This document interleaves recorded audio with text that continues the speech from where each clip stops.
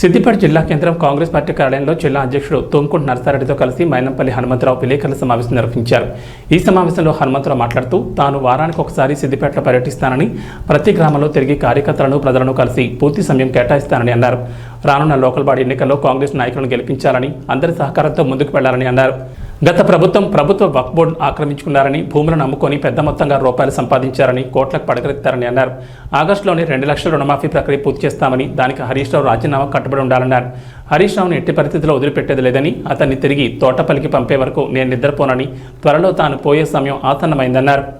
Dubbaka constituency కూడా మా పెద్దన్నకు వస్తుంది. Dynamic leader. ఇక్కడ ఉన్న వాళ్ళందరూ కూడా మెదక్ జిల్లా వాళ్ళు కానీ సిద్దిపేట జిల్లా వాళ్ళందరం ఏకమై ఎప్పుడొచ్చినా కూడా ఎవరికి అవకాశం ఉంటే వాళ్ళు తప్పకుండా ఇక్కడ పార్టిసిపేట్ చేసి హరీష్ రావును మళ్ళీ ఎక్కడికి తోటపల్లికి పంపించే వరకు మేము నిద్రపోం.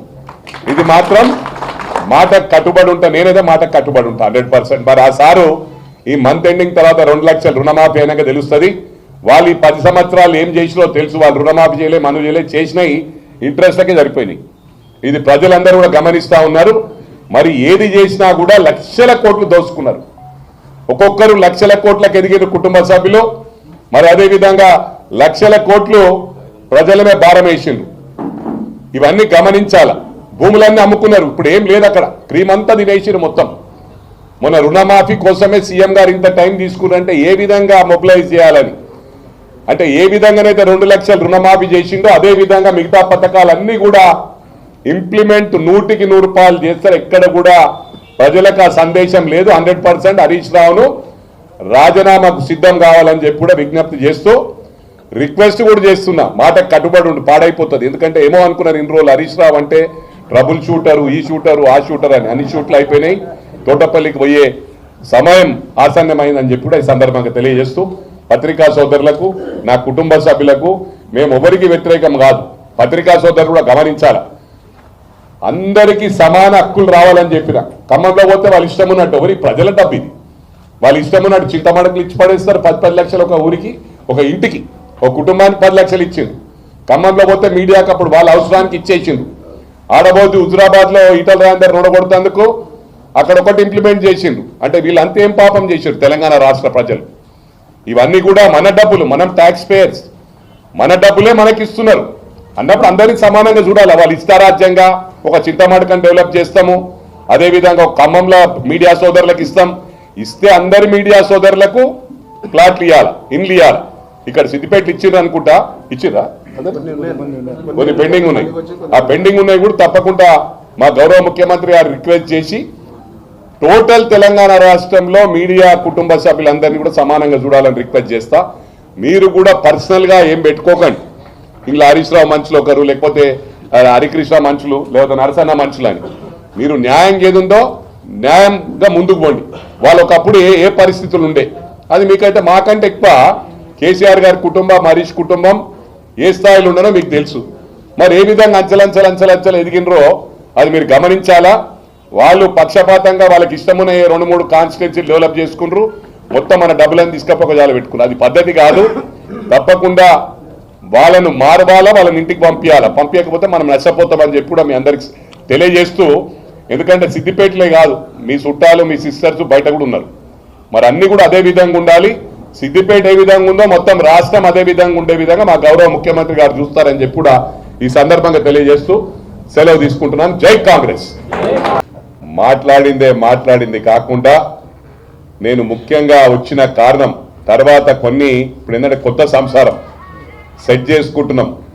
ఇంకో మాక్సిమం 1-2 మంత్స్లో పనులన్నీ పూర్తి చేసుకున్న తర్వాత ఒక ప్రణాళికతో సిద్దిపేట నియోజకవర్గం ఎంటర్ అవుతాం. వారానికి ఒకసారి తప్పకుండా వస్తాను. ఊరూరు తిరుగుతాము. 10 సంవత్సరాల నుంచి ఈ కాంగ్రెస్ కుటుంబ సభ్యులు ఎన్నో కష్టాలు పడ్డారు. వాళ్ళ కష్టాలన్నీ తీరుతాయి. వాళ్ళని తప్పకుండా లోకల్ బాడీస్లో గెలిచే విధంగా మా కృషి ఉంటుంది. సిద్దిపేట ప్రజలకు విజ్ఞప్తి చేస్తా ఉన్నాం. గత ప్రభుత్వం లక్షల కోట్లు అప్పు చేసింది. ఇది ప్రజలందరికీ కూడా తెలుసు. 7 లక్షల కోట్లు అప్పు చేసిందే కాకుండా ప్రభుత్వ భూములని దోసుకున్నారు, అసైన్మెంట్ భూములు అమ్ముకున్నారు, వక్ఫ్ బోర్డు భూములు అమ్ముకున్నారు. ఇవన్నీ గమనించాలి. ఇవాళ ఏం లేదు. ఇవాళ గౌరవ ముఖ్యమంత్రి గారు పిసిసి ప్రెసిడెంట్కి ఎంత డైనమిక్ వచ్చిండో వీళ్ళ అప్పులను చూడంగానే ఈ సంసారం చదువుకుంటేందుకు ఇంత టైం పట్టింది. కానీ ఒకటి గమనించాలి, మా గౌరవ ముఖ్యమంత్రి రేవంత్ రెడ్డి గారు డైనమిక్ పర్సనాలిటీ, ఎక్కడ కూడా వెనకపోయే సమస్య లేదు. ఏవైతే మాట ఇచ్చిండో మాట కట్టుబడి ఉంటాడు. మనం 10 సంవత్సరాల్లో చూసినాం, 2-3 ఏళ్ళు అయిపోయింది. ఆ టైంలో అసలు ఏం చేస్తలే టీఆర్ఎస్ అయిపోయింది అన్నారు. వాళ్ళు మొత్తం స్టార్ట్ చేసిండ్రంటే మొత్తం ప్రభుత్వ భూములను అమ్ముకున్నారు. లక్షల కోట్లకు ఎదిగిండ్రు వాళ్ళ కుటుంబ సభ్యులందరూ. హరీష్ రావు ఏ స్టైల్ ఉన్నాడో, ఎన్ని వేల కోట్లకు ఉన్నాడో మీ అందరికి చెప్పిందే చెప్పకుండా ఒకటే నేను హరీష్ రావుకు నేను మీరు ఏదైతే మాట ఇచ్చిండ్రో ఈ మంత్ ఎండింగ్ లోగా గౌరవ ముఖ్యమంత్రి గారు అమెరికాకు పోతుండు. అమెరికా నుంచి వచ్చిన తర్వాత 14th వస్తున్నాడు రిటర్న్. మళ్ళీ ఈ నెల పూర్తయ్యేలోగా 2 లక్షల రుణమాఫీ కంప్లీట్ చేస్తాడు. ఆ చేసినాక హరీష్ రావు గారిని సిద్ధంగా ఉండమంటున్నారు రాజీనామాకు. మాటకు కట్టుబడి ఉండాలా, కట్టుబడి ఉండాలని చెప్పి కూడా మరోసారి మిమ్మల్ని డిమాండ్ చేస్తా ఉన్నా. గతంలో కూడా నేను అమరవీరుల కుటుంబాలకు అవకాశం ఇద్దామని చెప్పి 1.5-2 months నేను రాజీనామా చేసిన. నేను మళ్ళీ పోటీ చేయ, అమరవీర కుటుంబాలకు అవకాశం ఇద్దామంటే ముందుకు రాలే. ఈసారి అదే విధంగా చేయొద్దని చెప్పి కూడా హరీష్ రావుకు తెలియజేస్తా ఉన్నా. మిమ్మల్ని మాత్రం వదిలిపెట్టే సమస్య లేదు. ఇదేదో పర్సనల్ గ్రడ్జ్ కాదు. మీరు చేసిన కుంభకోణాలన్నీ కూడా ప్రజలన్నీ గ్రహిస్తురు. అందుకే మన 3,000 వచ్చినాయి. ఇంకా మా క్యాడర్ ఏంటంటే పాపం ఇంకా బయటకు రాలే. వాళ్ళు ఈ 10 ఏళ్ళు ఎంతో సఫర్ అయినరు. వాళ్ళకి ఆ జోష్ రాలేదు. ఆ జోష్ను తప్పకుండా నేను కలిగిస్తాను, మీ వెంటుంటాను అంటిల్ లాస్ట్ బ్రెత్ అని చెప్పి కూడా కాంగ్రెస్ కుటుంబ సభ్యులకు తెలియజేస్తా ఉన్నా. మీరు ఇన్ని రోజులు బాధలు పడ్డదాన్ని అందుకు కూడా ప్రతి ఊరు మేము తిరుగుతాం, సొంతంగా డబ్బులు పెడతాం, ప్రభుత్వం తరఫుకెళ్ళి తెస్తాం. గతంలో ఊహించిన విధంగా ప్రతి సర్పంచ్, ప్రతి ఎంపీటీసీ, ఎంపీపీ, ఇక్కడ మున్సిపల్ అన్ని కూడా కైవశం చేసుకునే విధంగా మా కృషి ఉంటుంది అని చెప్పి ఈ సందర్భంగా తెలియజేస్తూ, ఎందుకంటే చాలా రోజులు గ్యాప్ అయింది సిద్దిపేట రాక.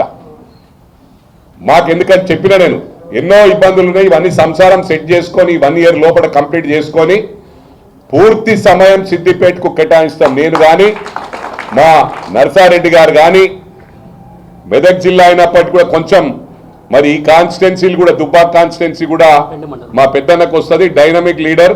ఇక్కడ ఉన్న వాళ్ళందరూ కూడా మెదక్ జిల్లా వాళ్ళు కానీ సిద్దిపేట జిల్లా వాళ్ళు